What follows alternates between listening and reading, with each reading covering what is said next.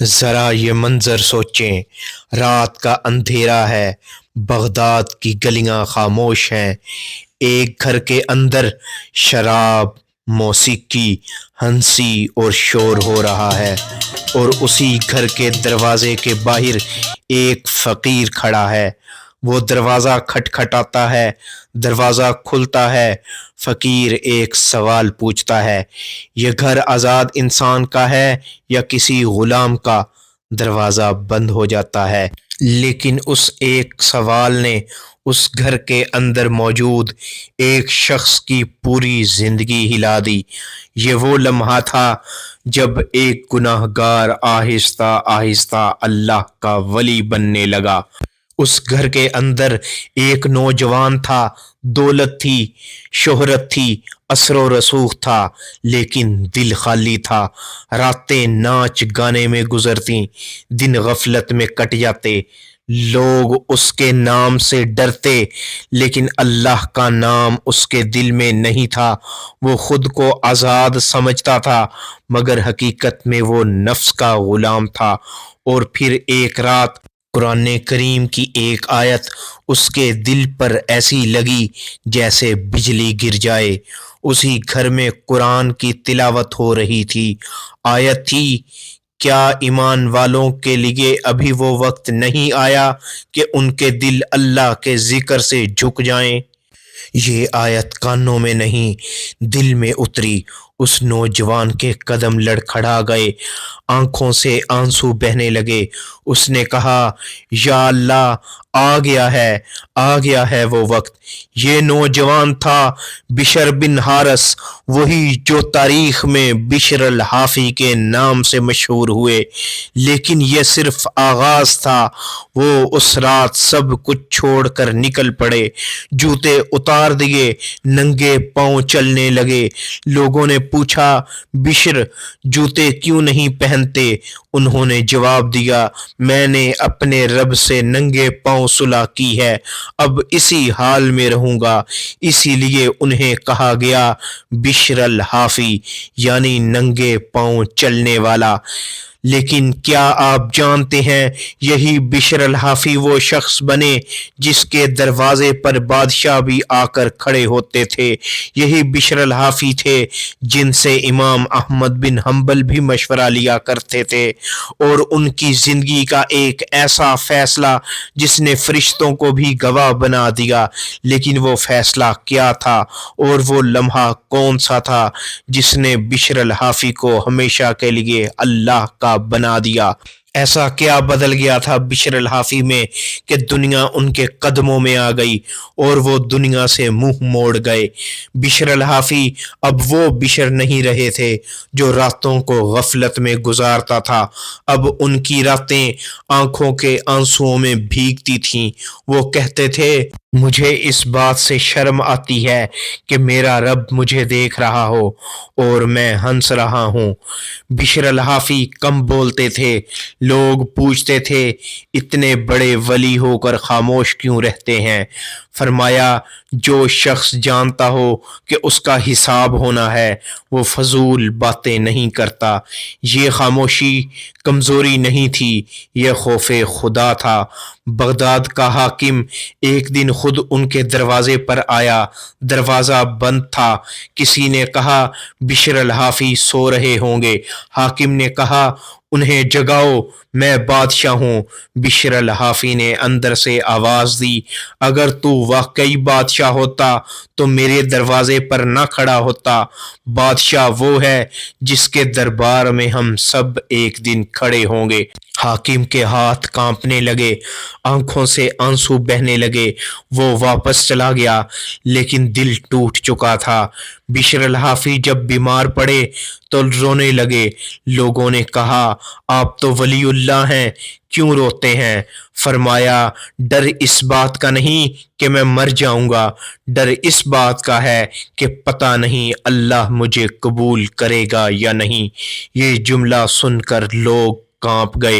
امام احمد بن حنبل فرمایا کرتے تھے، میں نے بشر الحافی سے زیادہ اللہ سے ڈرنے والا کوئی نہیں دیکھا۔ ایک دن امام احمد بن حنبل سے لوگوں نے پوچھا، آپ اتنے بڑے عالم دین ہیں، فقیہ ہیں اور اتنے اہل علم، تو آپ اس دیوانے ننگے پاؤں والے بشر الحافی کے پاس کیوں جاتے ہیں؟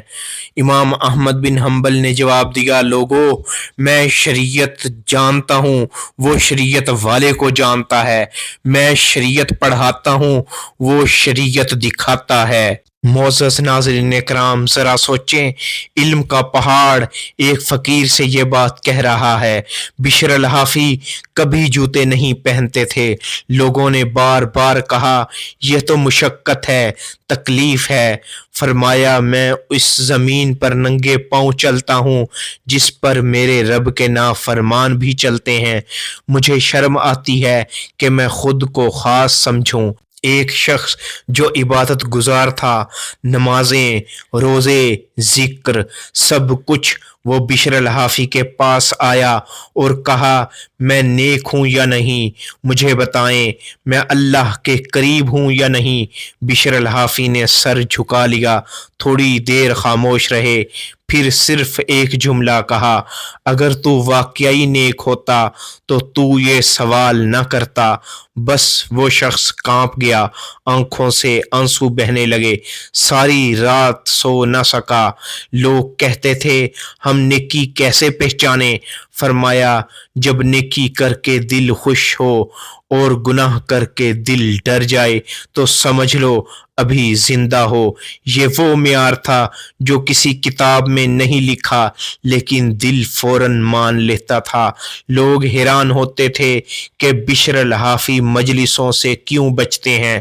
فرمایا، مجھے ڈر لگتا ہے کہ لوگ مجھے اچھا سمجھیں اور اللہ مجھے ویسا نہ سمجھے۔ سوچیں، ہم چاہتے ہیں کہ لوگ ہمیں مانیں اور وہ چاہتے تھے کہ اللہ ناراض نہ ہو۔ بشر الحافی اکثر یہ دعا فرمایا کرتے تھے، اے اللہ، مجھے لوگوں کی نظروں سے گرا دے اور اپنی نگاہ میں بلند فرما دے۔ یہ دعا سن کر لوگ ساکت رہ جاتے۔ وقت گزرتا گیا، بغداد بدلتا گیا، لیکن بشر الحافی ویسے ہی رہے۔ نہ لباس بدلا، نہ عادتیں، نہ دل کی کیفیت بدلی، بس ایک چیز بڑھتی گئی، خوف آخرت۔ جب بشر الحافی کمزور ہو گئے، لوگ عیادت کے لیے آئے۔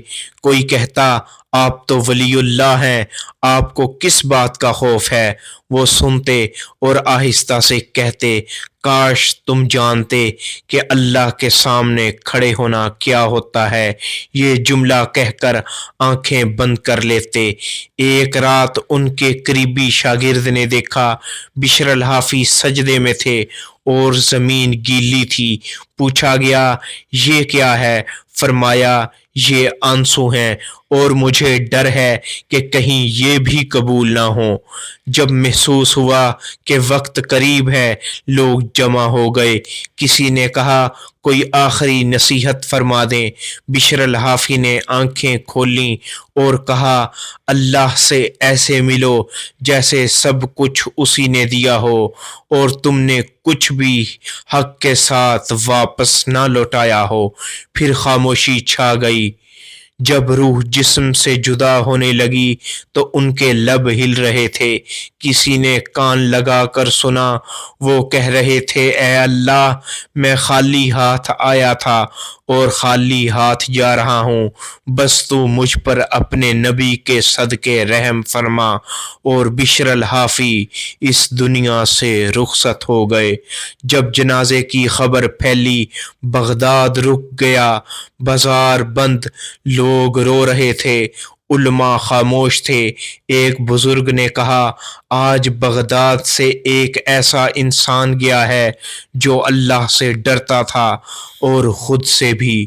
بشر الحافی نہ بادشاہ تھے، نہ عالم، نہ کسی سلطنت کے مالک، لیکن دلوں پر حکومت کی، کیونکہ انہوں نے خود کو کبھی کامل نہیں سمجھا۔ لوگ نیکی کر کے اطمینان چاہتے ہیں اور بشر الحافی نیکی کر کے ڈر میں رہے۔ شاید یہی فرق ہے ولی میں اور ہم عام لوگوں میں۔ معزز ناظرین کرام، اگر آپ ایسی ہی دلچسپ معلوماتی اور سائنسی ویڈیوز چاہتے ہیں تو اس چینل کو سبسکرائب کریں، ویڈیو کو لائک اور شیئر کریں۔ اللہ حافظ۔